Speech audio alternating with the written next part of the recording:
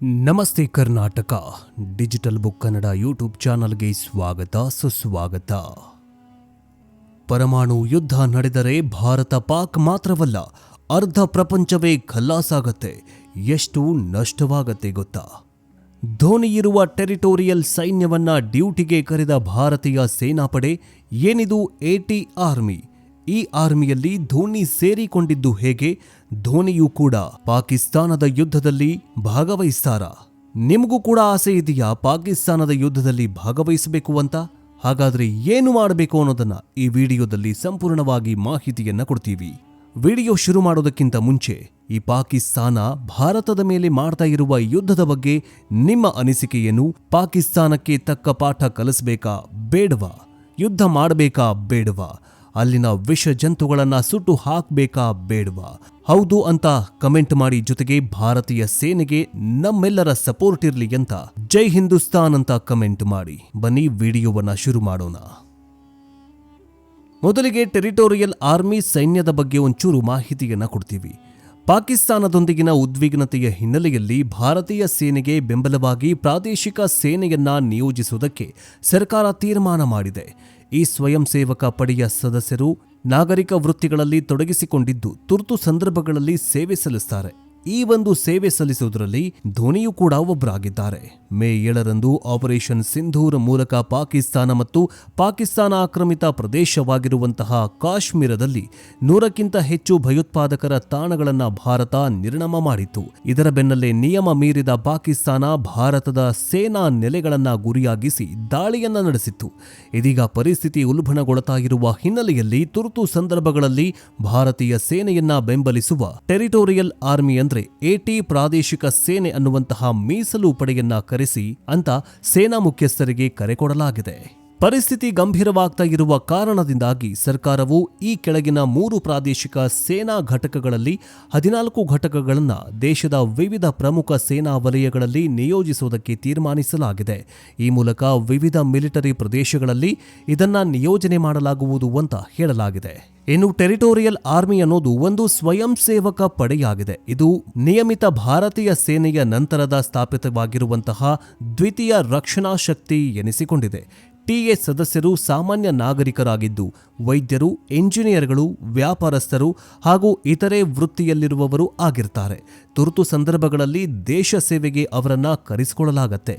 AT ಸದಸ್ಯರು ಪ್ರತಿ ವರ್ಷ 2 ತಿಂಗಳು ಮಿಲಿಟರಿ ತರಬೇತಿಯನ್ನ ಪಡಿಬೇಕು.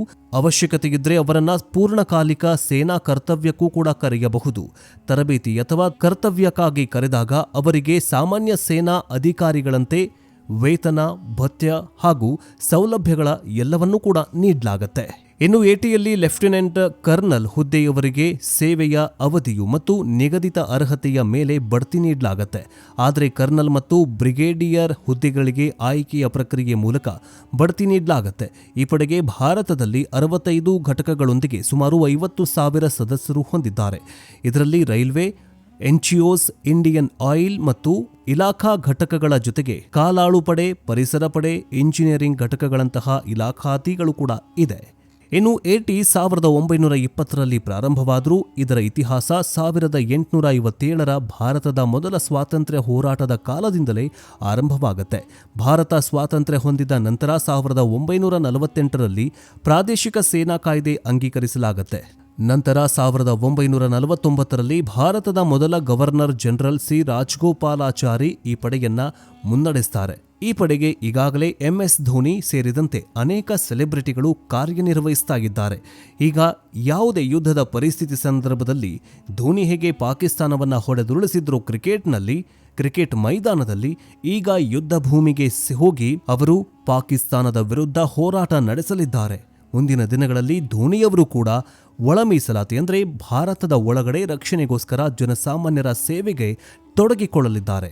ಇನ್ನು ಮತ್ತೊಂದು ಸುದ್ದಿ ಏನಂತಂದ್ರೆ, ಪಹಲ್ಗಾಮ್ ದಾಳಿಗೆ ಸೇಡು ತೀರಿಸಿಕೊಳ್ಳುವುದಕ್ಕೆ ಭಾರತ ಪಾಕಿಸ್ತಾನದ ಭೂಪ್ರದೇಶದಲ್ಲಿ ಆಪರೇಷನ್ ಸಿಂಧು ನಡೆಸ್ತಾ ಇದೆ. ಅದಾದ ಬಳಿಕ ನಡೆದ ಪ್ರತೀಕಾರದ ದಾಳಿ, ಪಾಕಿಸ್ತಾನದ ಬೆದರಿಕೆಯು 2 ಪರಮಾಣು ಶಸ್ತ್ರಸಜ್ಜಿತ ನೆರೆಹೊರೆಯವರ ನಡುವೆ ಯುದ್ಧದ ಭಯ ಮತ್ತಷ್ಟು ಹೆಚ್ಚಾಗಿದೆ. ಆಪರೇಷನ್ ಸಿಂಧು ಅಡಿಯಲ್ಲಿ ಭಯೋತ್ಪಾದಕರ ಶಿಬಿರಗಳ ಮೇಲೆ ಭಾರತ ನಡೆಸಿದ ದಾಳಿಯನ್ನ ಏಪ್ರಿಲ್ನಲ್ಲಿ ಕಾಶ್ಮೀರದ ಪಹಲ್ಗಾಮ್ನಲ್ಲಿ ಪ್ರವಾಸಿಗರ ಹತ್ಯೆಯ ಪ್ರತೀಕಾರ ಅಂತ ವಿವರಿಸಲಾಗಿದೆ. ಆದರೆ ಪಾಕಿಸ್ತಾನ ಪ್ರಧಾನಿ ಶಹಬಾಜ್ ಶರೀಫ್ ಈ ದಾಳಿಯನ್ನ ಯುದ್ಧದ ಕೃತ್ಯ ಅಂತ ಬಣ್ಣಿಸಿದ್ದಾನೆ. ಇದಕ್ಕೆ ತಮ್ಮ ದೇಶ ಬಲವಾದ ಪ್ರತಿಕ್ರಿಯೆ ನೀಡ್ತಾ ಇದೆ ಅಂತ ಹೇಳಿದೆ. ಕಳೆದ ಹಲವಾರು ವರ್ಷಗಳಲ್ಲಿ ಭಾರತ ಮತ್ತು ಪಾಕಿಸ್ತಾನ ಬಹಳಷ್ಟು ಪರಮಾಣು ಶಸ್ತ್ರಾಸ್ತ್ರಗಳನ್ನು ಸಂಗ್ರಹ ಮಾಡಿಟ್ಕೊಂಡಿದೆ. ಯುದ್ಧವನ್ನ ಪ್ರಾರಂಭಿಸುವುದು ಅಲ್ಲ ಅಂತ ಹೇಳಿದೆ.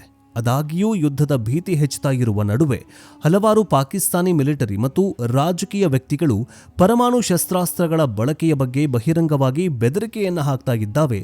ಇದೇ ನಮ್ಮ ಭಾರತಕ್ಕೆ. ಹಾಗಾದರೆ ಪರಮಾಣು ನೀತಿ ಏನಿರುತ್ತೆ, ಅದರ ರೂಲ್ಸ್ ಏನಿರುತ್ತೆ? ನಾವು ಯಾವಾಗ ಬೇಕಾದರೂ ಎಲ್ಲಿ ಬೇಕಾದರೂ ಯಾರ ಮೇಲೆ ಬೇಕಾದರೂ ನಾವು ಪರಮಾಣು ದಾಳಿಯನ್ನು ಮಾಡಬಹುದಾ? ಅದಕ್ಕೆ ಅಂತ ವಿಶ್ವ ಒಂದು ರೂಲ್ಸ್ ಅನ್ನು ಮಾಡಿದೆ.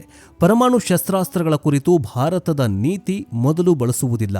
ಇದರರ್ಥ ಭಾರತೀಯ ಪಡೆಗಳು ಅಥವಾ ಭಾರತೀಯ ಪ್ರದೇಶಗಳ ಮೇಲೆ ಪರಮಾಣು ದಾಳಿ ನಡೆಸಿದ್ರೆ ಮಾತ್ರ ಅದು ಪರಮಾಣು ಶಸ್ತ್ರಾಸ್ತ್ರಗಳಿಂದ ಪ್ರತೀಕಾರವನ್ನು ತೀರಿಸಿಕೊಳ್ಳುತ್ತೆ. ಪಾಕಿಸ್ತಾನದ ನೀತಿ ಏನಂತಂದ್ರೆ, ತನ್ನ ದೊಡ್ಡ, ಬಲಿಷ್ಠ ಮತ್ತು ಶ್ರೀಮಂತ ಪ್ರಾದೇಶಿಕ ಪ್ರತಿಸ್ಪರ್ಧಿ ಪರಮಾಣು ಬೆದರಿಕೆಗಳು ಮತ್ತು ಸಾಂಪ್ರದಾಯಿಕ ಮಿಲಿಟರಿ ದಾಳಿಗಳನ್ನು ಎದುರಿಸಲು ಯುದ್ಧ ಯಂತ್ರದ ಪರಮಾಣು ಶಸ್ತ್ರಾಸ್ತ್ರಗಳನ್ನು ಬಳಸುತ್ತೆ. ಈ ಎರಡೂ ದೇಶಗಳ ನಡುವೆ ಪರಮಾಣು ಯುದ್ಧ ನಡೆದರೆ ಅದರ ಪರಿಣಾಮಗಳು ತುಂಬಾ ಹಾನಿಕಾರಕವಾಗಬಹುದು. ಪಾಕಿಸ್ತಾನ ಈ ಕ್ರಮ ತೆಗೆದುಕೊಂಡ್ರೆ ಭಾರತ ಮತ್ತು ಪಾಕಿಸ್ತಾನ ಮಾತ್ರವಲ್ಲ, ಅರ್ಧದಷ್ಟು ಪ್ರಪಂಚವೇ ಹೋಳಾಗಿ ಹೋಗ್ಬಿಡತ್ತೆ. ಇನ್ನು ಯಾರ ಬಳಿ ಎಷ್ಟು ಶಸ್ತ್ರಾಸ್ತ್ರಗಳಿವೆ ಅಂತ ನೋಡ್ತಾ ಹೋಗೋದಾದರೆ, ಎರಡೂ ದೇಶಗಳು ಪರಮಾಣು ಸಾಮರ್ಥ್ಯದ ವಿಷಯದಲ್ಲಿ ಬಹುತೇಕ ಒಂದೇ ಆಗಿದೆ. 2024ರ ಡೇಟಾವನ್ನು ಉಲ್ಲೇಖಿಸಿ ಅಮೆರಿಕದ ಮೂಲದ ಚಿಂತಕರ ಚಾವಡಿ ಶಸ್ತ್ರಾಸ್ತ್ರ ನಿಯಂತ್ರಣ ಸಂಘವು ಭಾರತದಲ್ಲಿ ಸುಮಾರು 172 ಪರಮಾಣು ಶಸ್ತ್ರಾಸ್ತ್ರಗಳು ಇವೆ ಮತ್ತು ಪಾಕಿಸ್ತಾನದಲ್ಲಿ ಸುಮಾರು 170 ಪರಮಾಣು ಶಸ್ತ್ರಾಸ್ತ್ರಗಳನ್ನು ಹೊಂದಿದೆ ಅಂತ ಹೇಳಿದೆ. ಕೆಲವು ವಿಶ್ಲೇಷಕರು ಪಾಕಿಸ್ತಾನದ ಬಳಿ ಇನ್ನೂ 200 ಶಸ್ತ್ರಾಸ್ತ್ರಗಳು ಇರಬಹುದು ಅಂತ ಸೂಚಿಸುತ್ತಾರೆ. ಭಾರತ ಯಾವುದೇ ಆಕ್ರಮಣ ಅಥವಾ ಪ್ರಮುಖ ದಾಳಿಯನ್ನ ತಡೆಯಲು ಪಾಕಿಸ್ತಾನ ತನ್ನ ಪರಮಾಣು ಶಸ್ತ್ರಾಗಾರವನ್ನು ನಿರ್ವಹಿಸ್ತಾ ಇದೆ ಅಂತ ನಂಬಲಾಗಿದೆ. ಪ್ರಸ್ತುತ ಪರಿಸ್ಥಿತಿಯಲ್ಲಿ ಭಾರತವನ್ನ ಮತ್ತಷ್ಟು ಕೆರಳಿಸದೆ ಹೇಗೆ ಪ್ರತೀಕಾರ ತೀರಿಸಿಕೊಳ್ಳಬೇಕು ಅಂತ ಪಾಕಿಸ್ತಾನ ನಿರ್ಧರಿಸಬೇಕು. ಇಲ್ಲಿಯವರೆಗೆ ಪ್ರತೀಕಾರವಾಗಿ ಹಲವಾರು ಭಾರತೀಯ ವಿಮಾನಗಳನ್ನ ಹೊಡೆದುರುಳಿಸಿರುವುದಾಗಿ ಹೇಳಿಕೊಂಡಿದೆ. ಆದರೆ ಮುಂದಿನ ದಿನಗಳಲ್ಲಿ ಹೀಗೆ ಮುಂದುವರೆದರೆ ಪರಮಾಣು ಯುದ್ಧ ನಡೆಯೋದು ಖಚಿತ. ಇನ್ನು ಎಷ್ಟು ಮಾರಕವಾಗಿರುತ್ತೆ ಗೊತ್ತಾ ಈ ಪರಮಾಣು ಯುದ್ಧ? ಎರಡು ದೇಶಗಳು ಸುಮಾರು 250 ಪರಮಾಣು ಶಸ್ತ್ರಾಸ್ತ್ರಗಳನ್ನು ಹೊಂದಿದ್ದಾವೆ. ಆದ್ದರಿಂದ ಇಂತಹ ಪರಿಸ್ಥಿತಿಯಲ್ಲಿ ಸಂಶೋಧಕರು ಭೀಕರ ಪರಿಣಾಮಗಳ ಬಗ್ಗೆ ಎಚ್ಚರಿಕೆಯನ್ನು ನೀಡಿದ್ದಾರೆ. ಆಯುಧದ ಸಾಮರ್ಥ್ಯವನ್ನು ಅವಲಂಬಿಸಿ 5 ರಿಂದ 12.5 ಕೋಟಿ ಜನರು ತಕ್ಷಣವೇ ಸಾಯಬಹುದು. ಭಾರತ ಮತ್ತು ಪಾಕಿಸ್ತಾನದ ಪ್ರಮುಖ ನಗರಗಳು ಸಂಪೂರ್ಣವಾಗಿ ನಾಶವಾಗಿ ಹೋಗುತ್ತೆ ಅಥವಾ ವಾಸಕ್ಕೆ ಯೋಗ್ಯವಲ್ಲದಂತಹ ಪರಿಸ್ಥಿತಿ ನಿರ್ಮಾಣವಾಗುತ್ತೆ. ಎಲ್ಲ ಸ್ಥಳಗಳಲ್ಲಿ ಮೂಲಸೌಕರ್ಯ ಕುಸಿದು ಹೋಗುತ್ತೆ. ಆರೋಗ್ಯ ರಕ್ಷಣೆ, ಸಾರಿಗೆ, ಇಂಧನ ಮತ್ತು ಹಣಕಾಸು ಕ್ಷೇತ್ರಗಳು ಹಾಳಾಗಿ ಹೋಗುತ್ತೆ. ಆದರೆ ಈ ವಿನಾಶ ಇಲ್ಲಿಗೆ ನಿಲ್ಲೋದಿಲ್ಲ. ಹೊಗೆ ಮತ್ತು ಬೆಂಕಿಯ ಬಿರುಗಾಳಿಗಳ ಇಡೀ ಹವಾಮಾನದ ಮೇಲೆ ಪರಿಣಾಮ ಬೀರುತ್ತೆ. ಇದು ಕೇವಲ ಭಾರತೀಯ ಉಪಖಂಡದ ಮೇಲೆ ಮಾತ್ರವಲ್ಲ, ಇಡೀ ಗ್ರಹದ ಮೇಲೆ ಪರಿಣಾಮ ಬೀರುತ್ತೆ. ಇದು ಸಂಭಾವ್ಯವಾಗಿ ಕೋಟ್ಯಾಂತರ ಜನರ ಮೇಲೆ ಪರಿಣಾಮ ಬೀರುವ ಸಾಧ್ಯತೆ ಇರುತ್ತೆ. ಅದಕ್ಕೋಸ್ಕರ ಭಾರತ ಮತ್ತು ಪಾಕಿಸ್ತಾನ ಯಾವುದೇ ಉದ್ದೇಶ ಮತ್ತು ಯಾವುದೇ ನಿರ್ಣಯವನ್ನು ತೆಗೆದುಕೊಳ್ಬೇಕಾದ್ರೆ ವಿಶ್ವಸಂಸ್ಥೆ, ಅಮೆರಿಕ, ರಷ್ಯಾ ಇವರೆಲ್ಲರೂ ಕೂಡ ಮಧ್ಯಸ್ಥಿಕೆ ವಹಿಸಲೇಬೇಕು. ಒಂದು ಸರ್ತಿ ಪಾಕಿಸ್ತಾನವೇ ಆಗಿರಬಹುದು, ಭಾರತವೇ ಆಗಿರಬಹುದು, ಪರಮಾಣು ಶಸ್ತ್ರಾಸ್ತ್ರವನ್ನು ಉಪಯೋಗ ಮಾಡಿದ್ರೆ, ಪರಮಾಣು ಸ್ಫೋಟವನ್ನು ಮಾಡಿದ್ರೆ ಇಡೀ ಭೂಮಿಗೆ ದೊಡ್ಡ ಕಂಟಕ ಎದುರಾಗತ್ತೆ. ಅದಕ್ಕೋಸ್ಕರ ಒಂದು ನಿಯಮವನ್ನ ಮಾಡಿದ್ದಾರೆ. ಪರಮಾಣು ಬಾಂಬ್ ಸ್ಫೋಟವಾದರೆ ಓಝೋನ್ ಮೇಲೆ ಪರಿಣಾಮ ಬೀರುತ್ತೆ.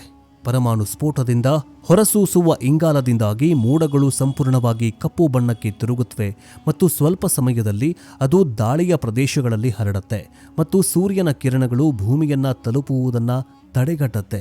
ಈ ಕಪ್ಪು ಮೋಡಗಳಿಂದ ಉಂಟಾಗುವ ಆಮ್ಲ ಮಳೆಯಿಂದಾಗಿ ಲಕ್ಷಾಂತರ ಜನರು ಏಕಕಾಲದಲ್ಲಿ ಸಾಯುತ್ತಾರೆ. ವಿಜ್ಞಾನಿಗಳ ಪ್ರಕಾರ ಈ ಮೋಡಗಳು ಕಣ್ಮರೆಯಾಗಲು ವರ್ಷಗಳೇ ಬೇಕಾಗಬಹುದು. ಪರಮಾಣು ಸ್ಫೋಟದ ಅತಿದೊಡ್ಡ ಪರಿಣಾಮ ಓಝೋನ್ ಪದರದ ಮೇಲೆ ಕಂಡುಬರುತ್ತೆ. ಇಂಗಾಲದಿಂದಾಗಿ ಮಾಡಲ್ಪಟ್ಟಿದ್ದ ಮೋಡಗಳು ಓಝೋನ್ ಪದರದ 70% ಹಾನಿಯನ್ನು ಉಂಟು ಮಾಡುತ್ತೆ. ತದನಂತರ ಬಾಹ್ಯಾಕಾಶದಿಂದ ಬರುವ ನೇರಳಾತೀತ ಕಿರಣಗಳು ಮನುಕುಲವನ್ನ ಮತ್ತು ಸಸ್ಯ ವರ್ಗವನ್ನ ಸುಟ್ಟು ಭಸ್ಮ ಮಾಡಿಬಿಡತ್ತೆ. ಪರಮಾಣು ಯುದ್ಧದ ನಂತರ ದೇಶವು ಅನುಭವಿಸುವ ಹಾನಿಯಿಂದ ಚೇತರಿಸಿಕೊಳ್ಳೋದಕ್ಕೆ ತುಂಬಾ ಕಷ್ಟಕರವಾಗತ್ತೆ. ಒಂದು ದೇಶ ನಿರ್ನಾಮ ಆದ ನಂತರ ಅದು ಕಟ್ಟಿಕೊಳ್ಳೋದಕ್ಕೆ ಹಲವಾರು ದಶಕಗಳೇ ಬೇಕಾಗತ್ತೆ. ಹೀಗೆ ಪಾಕಿಸ್ತಾನ ಮತ್ತು ಭಾರತದ ನಡುವೆ ಮಾತ್ರ ಪರಮಾಣು ಯುದ್ಧ ಸಂಭವಿಸದೇ ಇರಲಿ, ಅಂದರೆ ಬರೀ ಭಾರತ ಮತ್ತು ಪಾಕಿಸ್ತಾನದ ನಡುವೆ ಮಾತ್ರವಲ್ಲ, ಇಡೀ ಪ್ರಪಂಚದಾದ್ಯಂತ, ಇಡೀ ಬ್ರಹ್ಮಾಂಡದ ಮೇಲೆ ಎಲ್ಲೂ ಕೂಡ ಪರಮಾಣು ಯುದ್ಧ, ಪರಮಾಣು ಸ್ಫೋಟ ಆಗದಿರಲಿ ಅನ್ನೋದೇ ಎಲ್ಲರ ಆಶಯವಾಗಿದೆ. ಬಟ್ ಮುಂದಿನ ದಿನಗಳಲ್ಲಿ ಪಾಕಿಸ್ತಾನ ಯಾವ ತೆರನಾಗಿ ರಿಯಾಕ್ಟ್ ಮಾಡತ್ತೆ ಕಾದ್ ನೋಡಬೇಕಾಗಿದೆ. ಇದಾಗಿತ್ತು ಭಾರತ ಪಾಕಿಸ್ತಾನದ ನಡುವೆ ನಡೀತಾ ಇರುವ ಯುದ್ಧದ ಕಾರಮೋಡದ ಬಗೆಗಿನ ಮಾಹಿತಿ ಹೇಗನ್ನಿಸ್ತು ಅನ್ನೋದನ್ನ ಕಮೆಂಟ್ ಮೂಲಕ ತಿಳಿಸಿ. ಮುಂದಿನ ವಿಡಿಯೋದಲ್ಲಿ ಮತ್ತೆ ಸಿಗೋಣ. ಜೈ ಹಿಂದ್, ಜೈ ಕರ್ನಾಟಕ. ಎಲ್ಲರಿಗೂ ಶರಣಾರ್ಥಿ.